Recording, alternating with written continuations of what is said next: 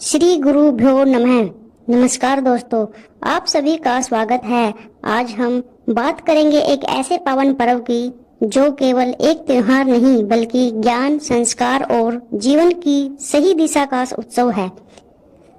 इस पर्व का नाम है गुरु पूर्णिमा। क्या आपने कभी सोचा है कि गुरु पूर्णिमा क्यों मनाई जाती है? इसका इतिहास क्या है? महर्षि वेदव्यास का इससे क्या संबंध है? और इस दिन गुरु की पूजा करने से क्या फल मिलता है? आइए इन सभी प्रश्नों के उत्तर जानते हैं। बहुत समय पहले हिमालय की ऊंची चोटियों के बीच एक पवित्र पर्वत था। लोग उसे गुरु पर्वत के नाम से जानते थे। कहा जाता है कि इस पर्वत पर केवल वही व्यक्ति पहुंच पाता है जिसके मन में अहंकार नहीं बल्कि सच्ची श्रद्धा और गुरु के प्रति समर्पण होता है।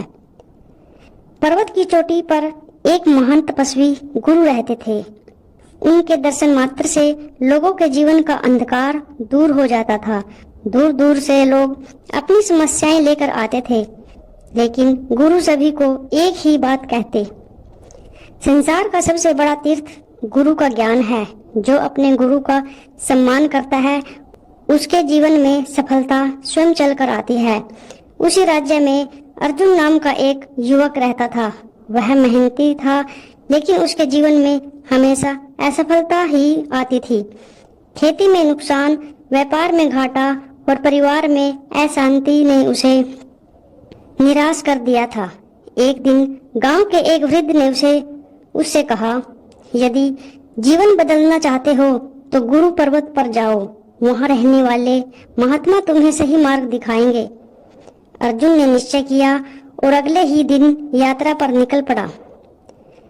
रास्ता आसान नहीं था। ऊंचे ऊंचे पहाड़, घने जंगल, तेज हवाएं और खतरनाक रास्ते उसके धैर्य की परीक्षा ले रहे थे।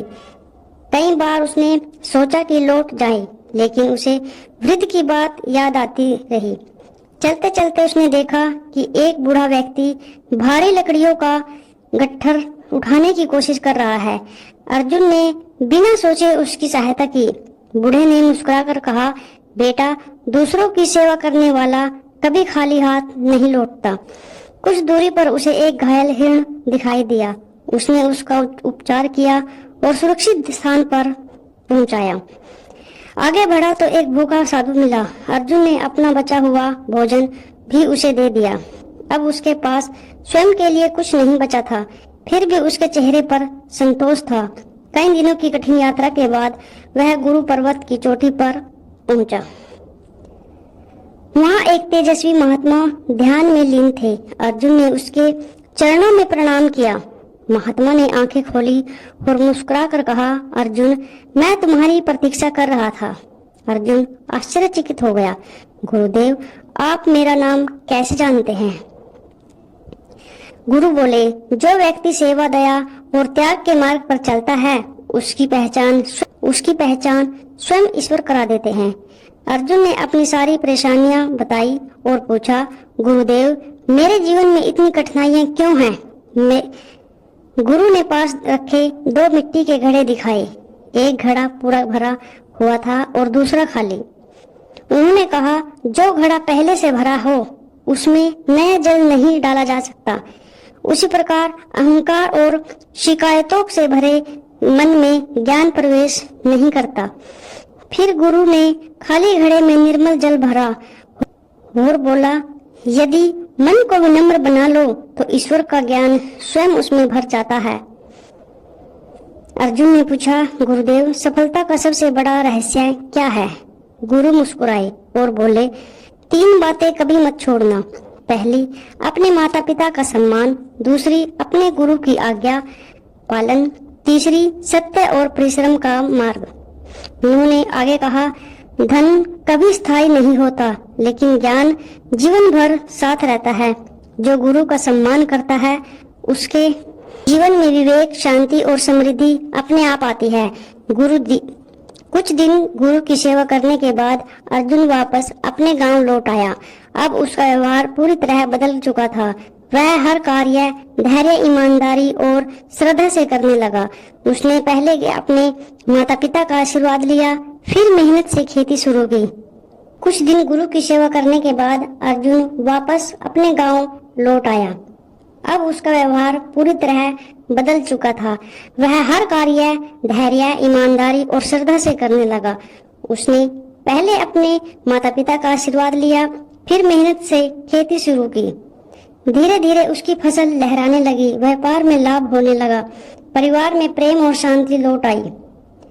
गांव वालों ने पूछा, तुम्हारे जीवन में इतना बड़ा परिवर्तन कैसे आया?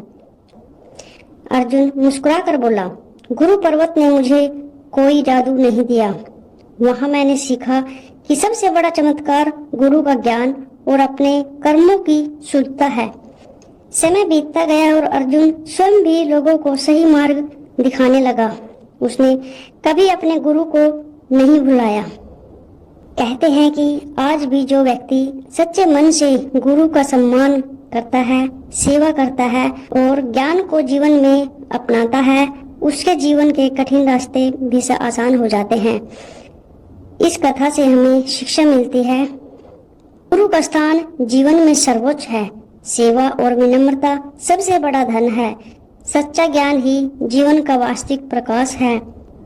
श्रद्धा, परिश्रम और सदाचार से हर कठिनाई पर विजय पाई जा सकती है। यदि आपको यह प्रेरणादायक गुरु पर्वत की कथा पसंद आई हो तो वीडियो को लाइक करें, अपने परिवार और मित्रों के साथ साझा करें और ऐसे ही धार्मिक एवं प्रेरणादायक कथाओं के लिए हमारे चैनल को सब्सक्राइब करना न भूलें। ओम श्री गुरुवे नमः।